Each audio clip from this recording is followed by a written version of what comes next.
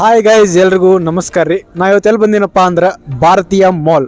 ಯಾಕೆ ಬಂದೀನಿ ಅಂದ್ರೆ ಮಾರ್ಕ್ ಮೂವಿ ನೋಡೋಕೆ ಬಂದಿದ್ದೆ. ಸೊ ನಮ್ಮ ಕಿಚ್ಚ ಬಾಸ್ ಅವರ ಮಾರ್ಕ್ ಇವತ್ತು ನಿನ್ನೆ ರಿಲೀಸ್ ಆಗಿತ್ತು. ಸೊ ಇವತ್ತು ನೋಡೋಕೆ ಬಂದೀನಿ. ಇತ್ತೀಚೆಗೆ ಸೋಷಿಯಲ್ ಮೀಡಿಯಾ ಇರೋದ್ರಿಂದ ಏನಾಗ್ಬಿಟ್ಟದ, ಎಲ್ಲ ಮೂವೀಸ್ಗೂ ಫೇಕ್ ಹೈಪ್ ಕೊಡತ್ತಾರ. ಕೆಲವೊಂದು ಮೂವಿ ಚಲೋ ಅಂತಾರ, ಹೋಗಿ ನೋಡಿದ್ರೆ ಏನು ಗೋಲ್ಡ್ ಇರ್ತದೆ ಬರೇ.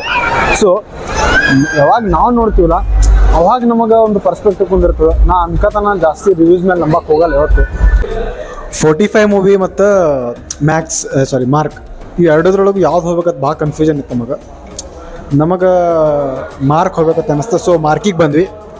Just boys things in bathroom. ಯಪ್ಪ, ಇವರೇನು ಮಾತಾಡತ್ತಾರೆ ಇಲ್ಲಿ.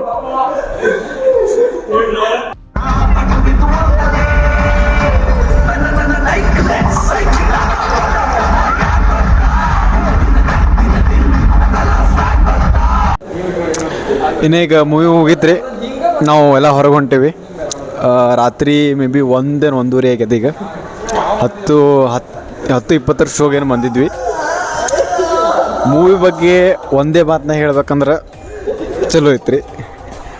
ಸುದೀಪ್ ಸರ್ ಮೂವಿ ನಾವು ಜಡ್ಜ್ ಮಾಡೋಷ್ಟು ದೊಡ್ಡವರಲ್ಲ. ಆದ್ರೆ ಏನಂದ್ರೆ ಶಾರ್ಟ್ ಟೈಮಲ್ಲಿ ಒಂದು ಮೂವಿ ಕೊಡ್ಬೇಕಂತ ಅಂದ್ಕೊಂಡು ಮಾಡಾರತ್ತ ಅನಿಸ್ತು ನನಗೆ. ಅದ್ರೊಳಗೆ ಮ್ಯೂಸಿಕ್ ಅಂತೂ ಅನಾಹುತಿತ್ರಿ, ಮಜಾ ಬತ್ತು. ಅದಂತೂ ಸ್ಟಾರ್ಟಿಂಗ್ ಇಂಟ್ರೋ ಸಾಂಗ್ ಐತಲ್ಲ, ಅದು ಪೂರ್ತಿ ಮಜಾ ಬಂತ. ನನಗೆ ಎಷ್ಟು ಚೀಪ್ ಅನಿಸ್ಬಿಡ್ತು ಅಂದ್ರೆ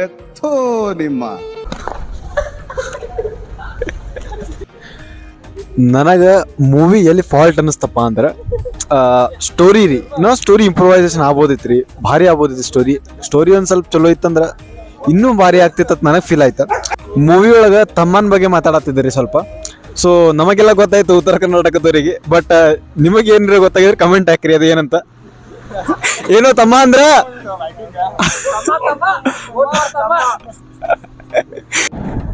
ಇನ್ಮೇಲೆ ಹೀಗೆ ಮೂವಿ ರಿವ್ಯೂಸು ಮಾಡ್ಬೇಕಂತ ಅನ್ಕೊಂಡಿನ್ರಿ. ನನಗೆ ಯಾವ್ಯಾವ ಬೆಸ್ಟ್ ಮೂವೀಸ್ ಅನ್ನಿಸ್ತಾವು, ನನಗೆ ಯಾವ ಚಲೋ ಮೂವೀಸ್ ಅನ್ಸಿರ್ತಾವು, ನಾ ಅದ್ರ ಬಗ್ಗೆ ನಾನು ನಿಮಗೆ ಹೇಳ್ತೀನಿ. ನಿಮಗೆ ಹೆಂಗೆ ಅನಿಸ್ತದೆ ನೀವು ಕಮೆಂಟ್ ಮಾಡಿರಿ. ಒಂದು ಸೀರೀಸ್ ಮಾಡ್ಬೇಕು ಅನ್ಕೊಂಡಿನಿ, ಲೈಕ್ ಯಾವ್ದು ನಂಗೆ ಚಲೋ ಅನಿಸ್ತಾ ಆ ಮೂವೀಸನ್ನ. So bye guys, good night, ಶುಭರಾತ್ರಿ.